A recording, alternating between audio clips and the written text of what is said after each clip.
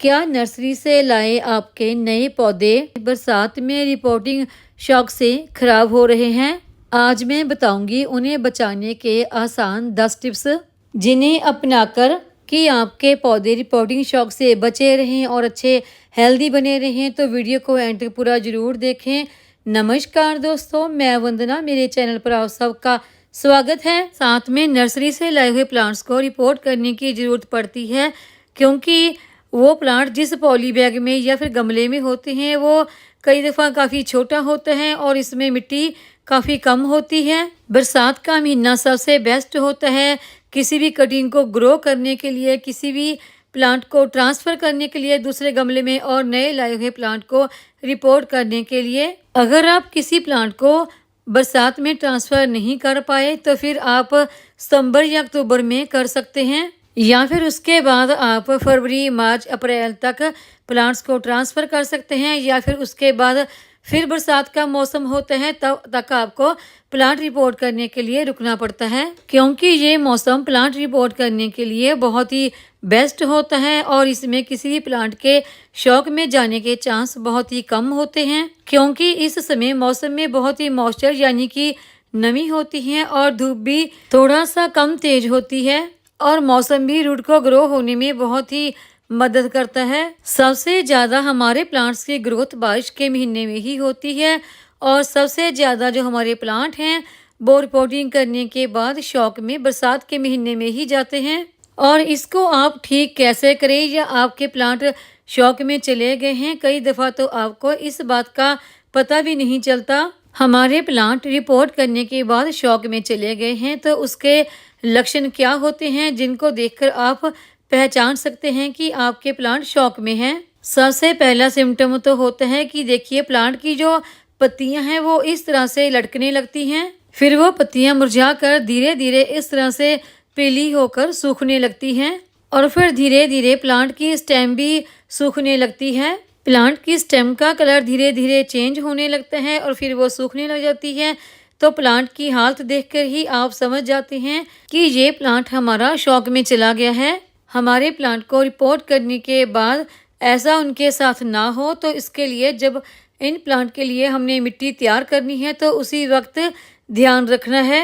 और जब भी हम नया प्लांट लगाने के लिए या किसी प्लांट को लगाने के लिए मिट्टी तैयार करते हैं तो उस मिट्टी में हम सैंड या फिर ऑर्गेनिक फर्टिलाइजर जरूर ऐड करते हैं, और इसके साथ ही और भी बहुत सारी ऑर्गेनिक फर्टिलाइजर ऐड कर देते हैं, जिससे हमारे प्लांट्स को कोई भी न्यूट्रिएंट मिलने में प्रॉब्लम नहीं होती और हमारा प्लांट्स जड़ों के द्वारा वो सारे न्यूट्रिएंट फर्टिलाइजर के रूप में लेकर अपने प्लांट की न्यू ग्रोथ स्टार्ट करने के लिए उसे इस्तेमाल करता है। और मिट्टी तैयार करते वक्त यही गलती हम अपने प्लांट्स के साथ कर देते हैं। जब भी हम न्यू प्लांट ग्रो करने वाले हैं या किसी प्लांट को रिपोर्ट करने वाले हैं तो उसकी मिट्टी में कोई भी केमिकल फर्टिलाइजर ना डालें। कई दफ़ा हम मिट्टी तैयार करते समय उसमें बोन मील, फंगीसाइड, DAP इन सब का इस्तेमाल करते हैं।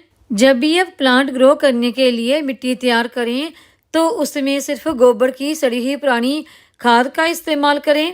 जैसे ये मेरी गोबर से तैयार खाद है। गोबर से किस तरह से हमने खाद तैयार करनी है इसका मैं पहले वीडियो भी शेयर कर चुकी हूँ। या फिर आपके पास गोबर की खाद नहीं है तो उसकी जगह पर आप बर्मी कंपोस्ट, सूखे पत्तों से तैयार खाद, या फिर अगर आपके पास किचन वेस्ट से तैयार खाद है तो उसका भी इस्तेमाल कर सकते हैं।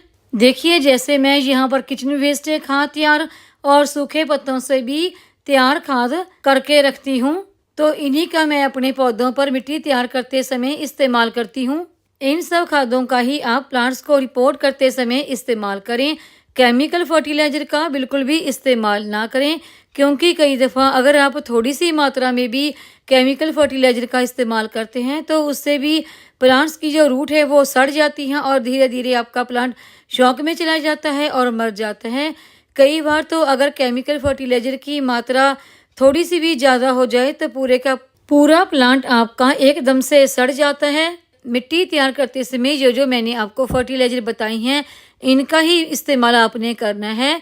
वैसे तो देखिए सरसों की खली या नीम की खली, वो भी ऑर्गेनिक फर्टिलाइजर ही होती हैं, लेकिन उनका इस्तेमाल आपने यहाँ पर नहीं करना है। ये फर्टिलाइजर ऑर्गेनिक होती हैं, लेकिन ये काफ़ी ज़्यादा स्ट्रॉन्ग होती हैं, जो हमारे पौधों के लिए ठीक नहीं होती।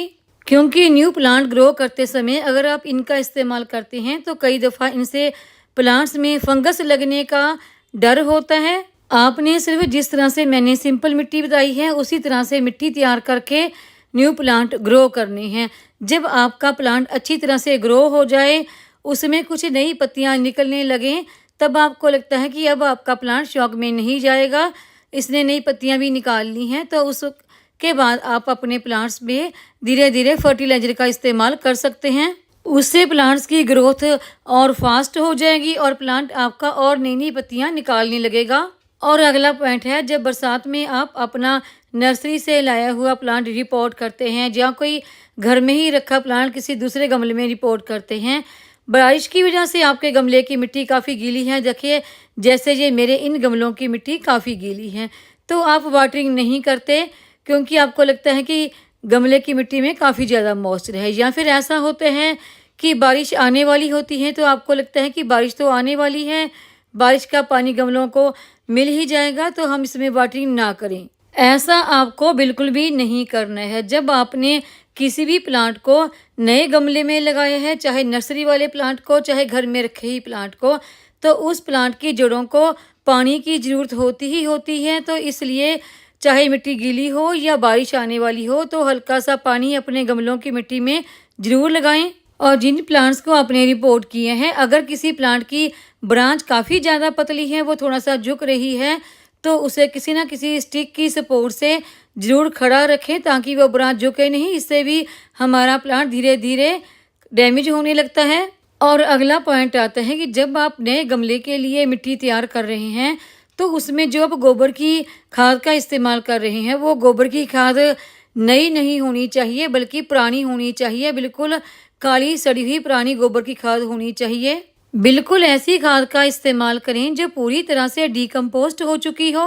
और अगर आप इसकी जगह पर वर्मी कंपोस्ट का इस्तेमाल करते हैं, वो आप मार्केट से लेके आ रहे हैं, तो इस बात का भी ध्यान रखें कि वो वर्मी कंपोस्ट भी पूरी तरह से तैयार होनी चाहिए। ऐसा ना हो कि वर्मी कंपोस्ट भी नकली हो, क्योंकि आजकल वर्मी कंपोस्ट में ज़्यादा मिट्टी मिक्स आ रही है। अगर आप ऑनलाइन भी मंगवाते हैं तो कोई दफ़ा वो फर्टिलाइज़र भी आपको बढ़िया नहीं मिलती। तो वर्मी कंपोस्ट भी वहाँ से खरीदें जहाँ पर आपको विश्वास हो कि बढ़िया मिलती है, नहीं तो वो हमारे पौधों को फ़ायदे की जगह नुकसान कर देगी। और अगला पॉइंट, और प्लांट्स तो देखिए आपने रिपोर्ट कर लिए, और उसके बाद भी आपको एक बात का ध्यान रखना है। अगर तो आपने जो प्लांट आपका नर्सरी से आया है उसके साथ जो मिट्टी है उसी के साथ ही उसी तरह से अपने गमले में लगाया है, तो उस प्लांट को आप डायरेक्ट सनलाइट में रख सकते हैं, उससे पौधे को कोई भी नुकसान नहीं होता। अगर आपने जो मिट्टी नर्सरी से प्लांट के साथ आई है वो मिट्टी पूरी तरह से निकाल दी है, बिल्कुल रूट बाहर निकाल दी, फिर उसे नई मिट्टी में लगाया है, तो उस प्लांट को आप कुछ दिन के लिए थोड़ा सा सेमी शेड एरिया में रखें, फिर उसके बाद उस प्लांट को धूप में ट्रांसफ़र करें। अगर आप इस तरह के प्लांट को डायरेक्ट ही धूप में रख देते हैं तो इस तरह से भी आपका प्लांट धीरे धीरे मर जाता है। मेरी बताइए इन कुछ बातों का ध्यान रखेंगे तो आपके प्लांट, जो आप नए प्लांट रिपोर्ट कर रहे हैं नर्सरी से लाए हुए, वो प्लांट आपके शौक में नहीं जाएंगे, वो प्लांट आपके मरेंगे नहीं। उम्मीद है आपको मेरी ये आज की जानकारी की वीडियो पसंद आई होगी। वीडियो पसंद आई हो तो वीडियो को लाइक, सब्सक्राइब, शेयर और कमेंट जरूर करें। बेल आइकॉन को दबाएं ताकि मेरी आने वाली हर नई वीडियो का नोटिफिकेशन आपको मिलता रहे।